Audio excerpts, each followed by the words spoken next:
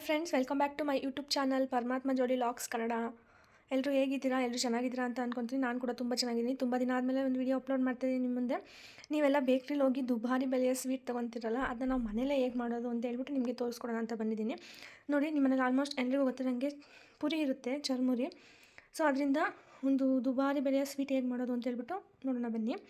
ಮೊದಲಿಗೆ ಇಂಗ್ರೀಡಿಯೆಂಟ್ಸ್ ಬಂದುಬಿಟ್ಟು ಪುರಿ ಬೇಕು, ಆಮೇಲೆ ಸ್ವಲ್ಪ ಕಡಲೆ ಬೀಜ, ಶೇಂಗಾ ಬೀಜ ಅಂತಲೂ ಹೇಳ್ತೀವಿ, ಮತ್ತು ಸ್ವಲ್ಪ ಗೋಡಂಬಿ, ಸಕ್ಕರೆ, ಅದಕ್ಕೆ ಸ್ವಲ್ಪ ಏಲಕ್ಕಿ ಹಾಕಿದ್ದೀನಿ ಒಂದು 4, ಮತ್ತು ಹಾಲು, ತುಪ್ಪ, ಒಂದು 2 ಸ್ಪೂನ್ ಆಗೋಷ್ಟು ತುಪ್ಪ ಬೇಕು. ಸೊ ಇಷ್ಟು ಇಂಗ್ರೀಡಿಯೆಂಟ್ಸ್ ಬೇಕು ನಮಗೆ ಮಾಡಲಿಕ್ಕೆ.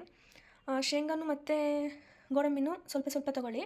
ಇದನ್ನು ನಾನು ಅದಕ್ಕಿಂತ 1.5 ಕಪ್ ಜಾಸ್ತಿ ತೊಗೊಂಡಿದ್ದೀನಿ ಅಷ್ಟೇ ಪುರಿನ. ಸೊ ಬನ್ನಿ ಯಾವ ಥರ ಮಾಡೋದು ಅಂತ ಹೇಳ್ಬಿಟ್ಟು ನೋಡ್ಕೊಂಬರೋಣ.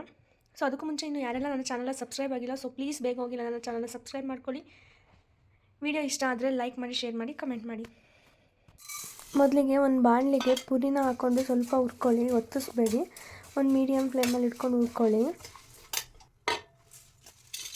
ಮತ್ತು ಅದೇ ಬಾಣಲಿಗೆ ಕಡಲೆ ಬೀಜ ಹಾಕೊಂಡು ಹುರ್ಕೊಳ್ಳಿ. ಅದು ಸಿಪ್ಪೆ ತೆಗೆಯೋಕ್ಕೆ ಬರಬೇಕು, ಅಲ್ಲಿವರೆಗೂ ಹುರಿಬೇಕು.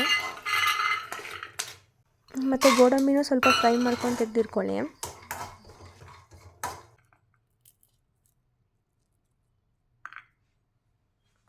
ನೋಡ್ತಿದ್ದೀರಲ್ಲ, ಕಡಲೆ ಬೀಜನ ಈ ಥರ ಸಿಪ್ಪೆ ತೆಗೆದುಬಿಟ್ಟು ಅದನ್ನ ಮಿಕ್ಸಿಗೆ ಹಾಕ್ಕೊಳ್ಳಿ. ಅದನ್ನು ಮತ್ತು ಗೋಡಂಬಿ ಮತ್ತು ಪುರಿ ಮೂರನ್ನು ಹುರ್ಕೊಂಡಿರ್ತೀರಲ್ಲ ಅಷ್ಟನ್ನು ಮಿಕ್ಸಿಗೆ ಹಾಕ್ಕೊಂಡು ನೀಟಾಗಿ ರುಬ್ಕೊಬೇಕು. ಫುಲ್ ಸಣ್ಣಕ್ಕೆ ರುಬ್ಕೊಳ್ಳಿ. ನೋಡ್ತಿದ್ದೀರಲ್ಲ, ಈ ಥರ ಫುಲ್ಲು ಸಣ್ಣಕ್ಕೆ ರುಬ್ಕೊಬೇಕು. ಪುರಿ ಎಲ್ಲ ಎಲ್ಲೆಲ್ಲೂ ಸಿಗಬಾರ್ದು, ಫುಲ್ ಸಣ್ಣಕ್ಕೆ ರುಬ್ಕೊಳ್ಳಿ.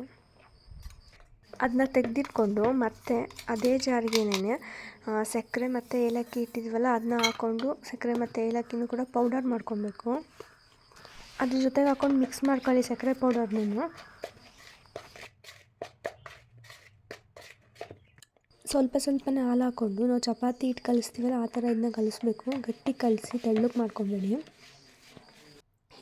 ಈ ಥರ ಕಲಿಸ್ಬೇಕು. ಈ ಥರ ಕಲಸಾದ್ಮೇಲೆ ಅದಕ್ಕೆ ಒಂದು 2 ಸ್ಪೂನ್ ತುಪ್ಪ ಹಾಕ್ಬಿಟ್ಟು ಆ ತುಪ್ಪ ಎಲ್ಲ ಕಡೆಗೂ ಆಗೋ ಥರ ನೀಟಾಗಿ ಮಿದಿಬೇಕು ನಾವು ಹಿಟ್ಟನ್ನು.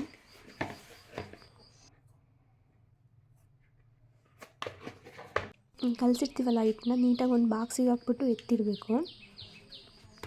ಬಾಕ್ಸಿನ ಲಿಡ್ ಕ್ಲೋಸ್ ಮಾಡಿ ಸ್ವಲ್ಪ ಹೊತ್ತು ಅದನ್ನ ಎತ್ತಿಟ್ಬಿಡಿ. ಸ್ವಲ್ಪ ಅದು ಗಟ್ಟಿಗೆ ಹಾಕಬೇಕು.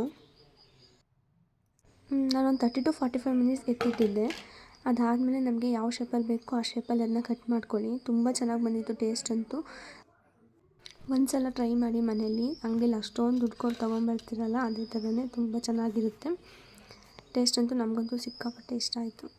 ತುಂಬ ಸಾಫ್ಟಾಗಿ ಚೆನ್ನಾಗಿ ಬಂದಿತ್ತು. ಸೊ ಇದೇ ಥರ ಇನ್ನೂ ಹೆಚ್ಚು ವೀಡಿಯೋಸ್ಗಾಗಿ ನಮ್ಮ ಚಾನಲ್ನ ಸಬ್ಸ್ಕ್ರೈಬ್ ಮಾಡ್ಕೊಳ್ಳಿ. Thank you for watching.